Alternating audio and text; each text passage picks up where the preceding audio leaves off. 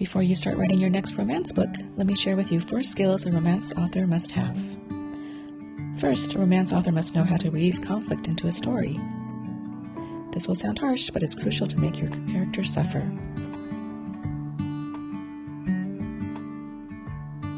Romance readers do want a happy ending, but they don't want the journey of getting there to be too easy.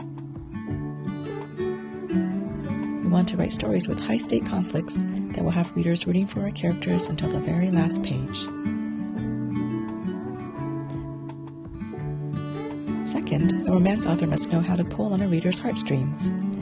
This starts by writing characters who are likable and relatable, people that you want to see succeed in love. It also means writing scenes that are touching and emotional and keep readers hooked. One way to do this is by ending each chapter on a mini cliffhanger, so that readers will have a hard time putting the book down. The third skill a romance author should have is the ability to understand people. This includes knowing how to write different personality types and be able to balance a character's strengths and weaknesses.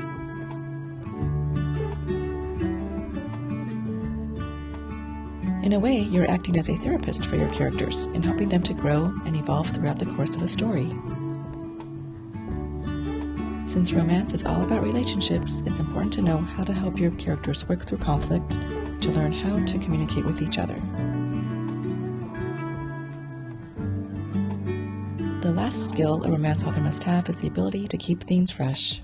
The worst thing for a reader to experience is a book that doesn't hold their attention because it's boring.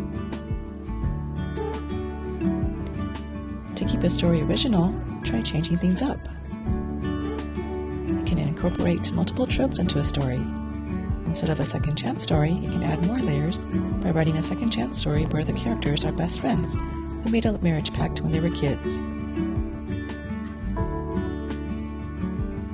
This is what I did with my book, Love Pact with a Hero.